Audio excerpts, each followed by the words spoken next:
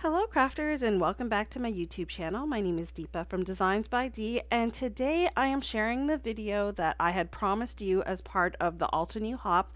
So the video before this you could consider part one, and I show you this card here, but I didn't have a chance to show you how I put that together. So I'll show you how I did that in this video. Now, as you can see, these are the products we're going to be using, and this is the original card I made. So I'm actually going to make this again to show you how I did it. So my second card is going to end up being just a little bit different, but I can definitely show you where I went wrong and help you prevent those mistakes yourself. So I'm going to be using the Enchanted beginning set. So this is an embossing folder and a coordinating stencil. And then for my sentiment, I actually used the Build-A-Garden Daisy Crown set because it just has these really nice large sentiments with sub-sentiments which go along with the folder. So the first thing I'm going to do is grab a cream piece of A2 size cardstock. I'm going to set it up in the embossing folder like exactly where I want it. You see I've got it more to the left where you have the bride and groom with the flowers. I sprayed it with a bit of water before I put it through my through my die cutting machine, just to ensure that the paper doesn't crack. And you can see I get a really good impression there. Now you could always use this as a background for something if you wanted to, but I really wanted to make it the focal point because it's just so pretty. Now, a lot of people have mentioned that they don't really make wedding cards, but this would be also good for an anniversary. It could be good for even like a prom or something like that. I don't know. If you think a little more, maybe you could even cut the guy off. I mean, who needs the guy anyways? And just use the dress portion of it, or cover up the male portion, and you could make it more like the dress is the focal point. Now, well, who are we kidding? The dress is always the focal point, even if the guy's there, right? So I've gone ahead and I've attached the stencil for just the dress, and I'm adding some cloud white pigment ink. Now, as I said, the paper or the panel is cream, and I chose cream purposely so that the white would kind of show up against the cream. I didn't really want to do a white on white look, but you could always give that a try.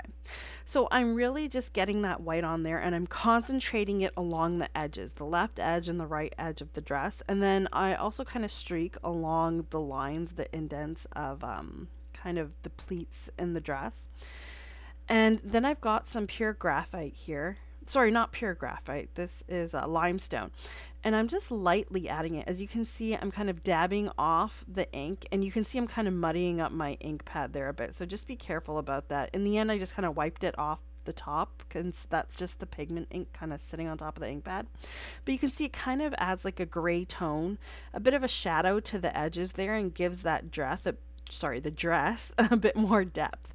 Now before I take off the stencil, I'm just adding some Versamark ink here, or any type of embossing ink will work. I have one pad that I have a bit more muddier than the other, so I use that for this, since I'm going over top of ink, and it's probably gonna mess up my ink pad a little bit. And then I'm using this translucent pearl embossing powder by Altenew. Now I did look on the site and I realized that they don't have this anymore. So if you were lucky enough to get this when it was available, it goes perfectly with this dress. It creates like a nice shiny coating on top of it, and it gives the look of like a winter dress, a winter wedding dress, which I thought was really cool. And it's also what gave me the idea to kind of add the chunky confetti along the very edge of the dress. So you can see that in heating it up, it kind of warped my panel a little bit, but that's okay. As we do more stenciling and stuff, it'll flatten it up a bit. Now I've taken the actual sticky mat out of my Altenew stamp wheel here. And I just found that this worked better for me because I can move my stencil around wherever I want without having like the edges of the stamp wheel kind of get in the way. I'm now doing the male. I've got the pure graphite ink here now. You could just use the plain black ink, but jet black ink. But I guess I had this ink pad on hand since I already used the limestone. So as you can see, again, I'm not covering it entirely in black. Now here I made a big mistake. You can see I actually inked up the foot portion, and I was actually supposed to move the stencil before I did that. I think I did this video early in the morning and was not thinking. But you can see on the suit for the male, I did make the edges a bit darker. Anywhere I thought there'd be a shadow, I made the inking a bit darker. Now I just used some embossing ink again, and I'm using some perfect pearls here to kind of just add a little bit of a sheen to the suit. I figured that black suits, sometimes when you have the more satin tone of a suit, it's got a nice sheen to it. So I thought I'd add that on here just as something a little extra. You don't have to. I just think it looked kind of cool, and it kind of went with the wedding dress. So here I'm going to fix up that shoe, which, well, first of all, I'll do the florals here. And they seem to be calla lilies, which are really pretty. I'm just going to do them in red, and I'm not even picking up any ink. I'm just kind of grabbing my blending tools that still have residual ink on them and just adding them. So I don't really know exactly which color ink I used. It's probably a mix of different inks. So now is where I realized I messed up the foot. So I'm going to go ahead and actually put the proper foot on there. Now I do try to kind of erase it with a sand eraser and stuff, but it didn't quite work. So I'm just going to go ahead and work with what I've got, and I'm going to cover that up. So by covering that up, I kind of cover a bit of the trim of the dress, which I really didn't like the idea of that. On the first card that I made, you'll notice that you can see that entire trim of the dress here where I'm adding the chunky glitter. And now part of it's going to be covered up because of my mistake. So the positioning of your sentiment is completely up to you. I personally would choose to show more of that confetti. I just only covered it up to cover up my mistake here. So I'm just adding some plain Barely Arts glue to that edge of the dress. And now I've got some Simon Says Stamp chunky confetti glitter here, which is so pretty. And you'll notice, see, I'm dabbing it into the embossed area too, so that some of that glitter kind of transcends upwards onto the dress. And because you've done the embossing and it's like a shiny embossing, it really kind of sticks to it a bit. It's not fully adhered, and if you want that, I would glue it down a bit. But I like that it kind of just sticks as is.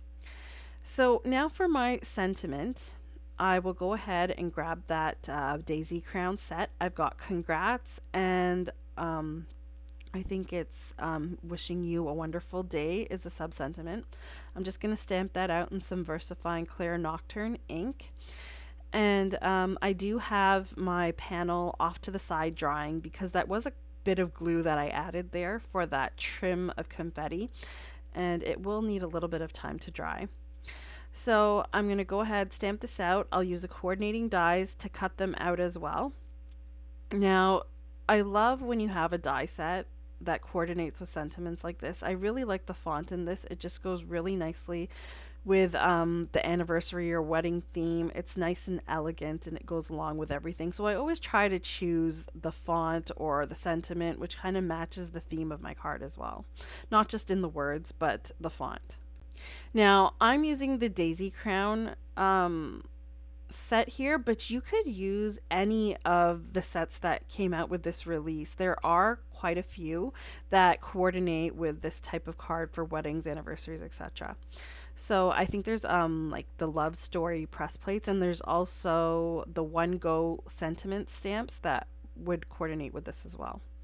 So I did cut my panel down just slightly bit smaller. I don't think it looks too weird. Maybe you do. It's up to you. Just cut your panel properly. I did cut it a little bit just to kind of cover up a few mistakes. So now I'm using that sub sentiment to cover that extra shoe that I ink blended on there. And I'm going to stick that down with some foam adhesive, and I'll do the same with the congrats sentiment. So never really throw away card panels. I made like quite a few mistakes on this, and I know that my border's a little off. It's not completely equal on the top and bottom versus the sides, but hey, who knows? That could be a new look, you know? And there's always a way to fix it. So don't throw any panels away. You could always use a portion of the panel. Like as I said, in this one, I could have probably cut off the male completely and just use one half of the dress. That is a good idea for another card. I should probably give that one a try. If you do follow me on here, go ahead and follow me on Instagram as well. My handle is at Designs by D, and I'm gonna give that card a try. The only the female portion of the card, I'm gonna give that one a try, and I will put that on my Instagram account and share that one with you. So, sorry, my head gets in the way here.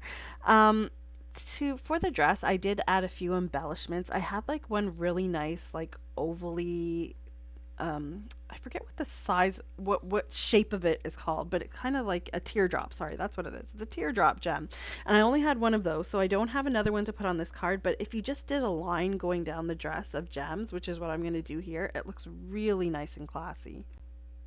So I just grabbed some really small gems. Now these are actually nail art gems, and you can grab these on Amazon. I'll go ahead and link them down below. They really come in handy. You get all different sizes, nice small sizes, which work perfectly for cards. And I've had this set for like a long time. It lasts you a long time, all those little gems. So I've got some Trinity Stamps bubble embellishments here. Look, they look really nice with this. So I'll go ahead and add a few of those. And that pretty much wraps up this card. I think in the end I do add a bit of stickles on the bouquet because it just adds a nice little bit of shine. Not that I don't have enough, but the card has a lot of neutral colors, so that extra shine I think really helps it stand out. So here you can kind of see both cards and how they compare. You can see that my shimmer on the card on the right, I put maybe a bit too much, so it looks a little weird. The one on the left turned out better. You can see my trim on the left-hand side was a little less. On the right hand, I put the card on the right hand side, I put a little bit of trim up on the edge there, which I think gives it a bit more depth as well. And I totally forgot to put that on the second card there on the left, so that's something else as well. And as I mentioned before, I would recommend not covering up that confetti trim at all. I only did that to cover up my mistake. So I hope that this remaking of this card really appeals to you. You make something similar yourself. Thanks for joining me and watching the second part, and I hope to see you guys again. Although this is not the Altenew Hop video, I think the commenting on that video is done. If you did want to check it out, it is the video before this, and I hope to see you guys again next time. Bye.